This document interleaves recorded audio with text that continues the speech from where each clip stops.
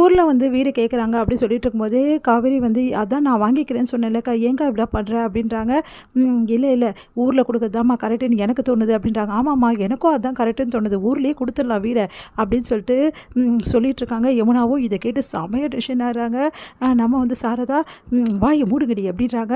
அது கேட்டு ரெண்டு பேருமா அதிர்ச்சியாக பார்க்க என்ன நினச்சிட்டு இருக்கீங்க, நீங்கள்லாம் உண்மையிலேயே ஏன் வயிற்றில் தான் பிறந்தீங்களான்னு எனக்கு உண்மையிலேயே தெரியலடி, எனக்கு கஷ்டமாக இருக்குடி உங்களை நினச்சாவே, என் வயிற்றில் நீங்கள் பிறந்தீங்கன்னு எனக்கு சந்தேகமாகவே இருக்குடி அப்படின்றாங்க.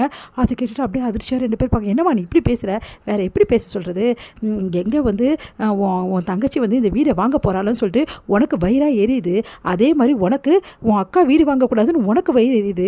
நீங்கள்லாம் மனுஷங்களா, இப்படி கூட போகிறது வந்து நல்லா இருக்கக்கூடாதுன்னு நினைக்கிறீங்களே, வயிறு எரியிறீங்களே பார்த்து பார்த்து, பொறாமையில் ஒரு வழி ஆகிடுறீங்களே, இவ்வளோ பொறாமையா அவங்களுக்கு, இப்படி பொறாம பிடிச்சி அலையிறீங்க, எங்கள் காவேரி நல்லா இருக்கிறத பார்த்து பார்த்து வயிறு எரியுறீங்களே, நீங்களாம் மனுஷங்களே கிடையாது, நீங்கள் என் பொண்ணுங்கன்னு சொல்கிறதுக்கே எனக்கு அருவிருப்பாக இருக்குது அப்படின்றாங்க. அதை கேட்டுட்டுமா என்னம்மா பேசுகிற நீ, நாங்கள் ஒன்றும் வயிறு எரியல, எங்களுக்கு ஒன்றும் பொறாமை இல்லை, பின்ன பொறாமை இல்லைன்னா இது என்ன, கரெக்டாக தான் சொல்கிறா சாரதா அப்படி சொல்லிட்டு பாட்டியும் சொல்கிறாங்க.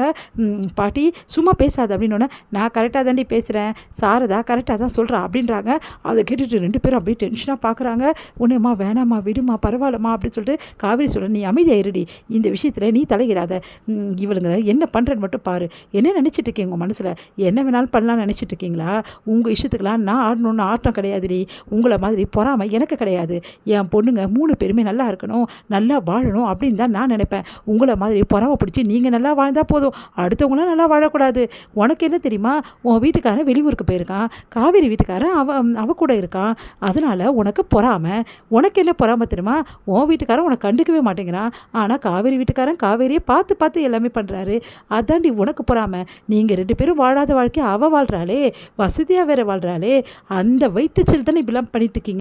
உடனே வந்து அம்மா அப்படிலாம் ஒன்றும் இல்லைம்மா, ஏம்மா இப்படிலாம் பேசுகிற, நீ ஏன் எங்களை இப்படிலாம் பேசினா கரெக்டாம்மா, நான் தாண்டி பேசணும், உங்களை மாதிரி ஆளுங்களெல்லாம் புரிஞ்சு வச்சுக்கிறதால தான் நான் பேசிகிட்டு இருக்கேன், காவேரியும் காவேரி வீட்டுக்காரையும் ரொம்ப தான் இன்சல்ட் பண்ணுறீங்க, நீனமோ அங்கே வந்துட்டு சும்மா வந்து ஓவராக சீனை போடுற, நாங்கள் வரமாட்டேன்ற செய்ய மாட்டேன்ற, கையில் அடிபட்டுச்சுன்ற, என்னென்ன கதை படித்த நீயா, அப்பா ஒன்றை மாதிரி ஒரு ஆளை பார்த்தது நன்றின்றது உனக்கு கொஞ்சமாவது இருக்காடி, நீ இப்போ விரும்பின ஆளை கல்யாணம் பண்ணிட்டு வாழ்கிறேன்னா அதுக்கு யார் காரணம், காவேரி தாண்டி காரணம், காவேரியும் காவேரி வீட்டுக்காரர் தான் இப்போ வரைக்கும் உனக்கு அந்த வாழ்க்கையை கொடுத்துருக்காங்க, அந்த நன்றி கொஞ்சமாவது இருக்கா, அவங்க நல்லா இருக்கக்கூடாதுன்னு நினைக்கிற, அது மட்டுமா, ஏ கங்கா உன் வீட்டுக்காரு பணத்தை தொலைச்சாரே, அந்த பணத்துக்காக தான் நீ என் பொண்ணு கஷ்டப்பட்டா, அதுக்காக தான் கல்யாணமும் பண்ணிக்கிட்டா, எல்லாரோட பேச்சுக்கும் ஏளனத்துக்கும் ஆளானா, அப்படிப்பட்ட வேலை நீ என்ன பண்ணணும், கொஞ்சம் நன்றி வைக்க வேணாம், நன்றின்றது உங்கள் 2 பேருக்குமே கிடையாதா, அவள் என்ன கேட்குறா, உங்ககிட்ட காசு பணம் கேட்குறாளா இல்லை உங்கள் வாழ்க்கையை கேட்குறாளா, அவள் கேட்குறது அவன் அப்பா கஷ்டப்பட்ட வீட்டை பாதுகாக்கணுன்ற ஒரே காரணத்துக்காக தான், அதை கூட புரிஞ்சிக்காமல் உங்கள் விஷயத்துக்கு பண்ணிகிட்ருக்கீங்க.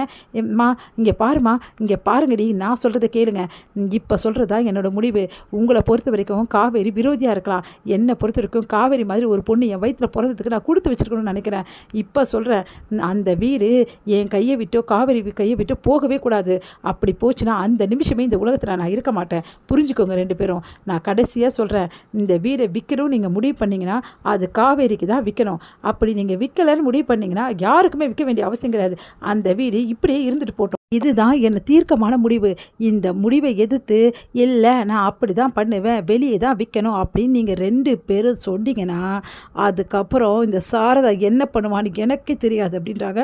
அதை கேட்டுட்டு அப்படியே 2 பேரும் அதிர்ச்சி அடைகிறாங்க. அம்மா என்னம்மா நீ இப்படிலாம் பேசுகிறேன், நான் அப்படி தாண்டி பேசுவேன், இதுதான் என்னோட முடிவு, உங்கள் முடிவை நீங்கள் சொல்லிட்டீங்கல்ல, என் முடிவை நான் சொல்லணும்ல, என்னோட முடிவு இதுதான், காவேரி வாங்கினா அந்த வீடை வாங்கட்டும், அப்படி இல்லையா யாருக்கும் அந்த வீடு விற்க வேண்டிய அவசியம் கிடையாது, அந்த வீடு அப்படியே இருக்கட்டும், இதுதான் என்னோட முடிவு, புரியுதா அப்படி சொல்லிட்டு போகிறாங்க. அப்படியே வந்து 2 பேரும் செம்ம டென்ஷன் ஆகிடுறாங்க. எனக்கா இது, நம்மளுக்கு இப்போ பணம் வேணும், அம்மா இப்படி சொல்லுது அப்படின்னு எல்லாம் இவ்வளோ தான் அப்படின்னு வந்து காவேரியை பார்க்குறாங்க. காவேரி வந்து பார்த்துட்டு அமைதியாக இருக்காங்க. பார்த்தியா உனக்கு சந்தோஷமாடி, அம்மா இப்படி பேசிட்டு போகுது, எங்கள் 2 பேரும் பேசிட்டு தானே வந்து உட்காந்துருக்க, இங்கே பாருக்கா அம்மா பேசினா அம்மா கிட்ட வச்சுக்கோ, தேவையில்லாமல் ஏன் கிட்டலாம் வந்து பிரச்சனை பண்ணாத அப்படின்னு சொல்லிட்டு போகிறாங்க. காவேரி 2 பேரும் செம்ம டென்ஷனாக இருக்காங்க. இப்படி நடக்குது அப்படின்னு சொல்லிட்டு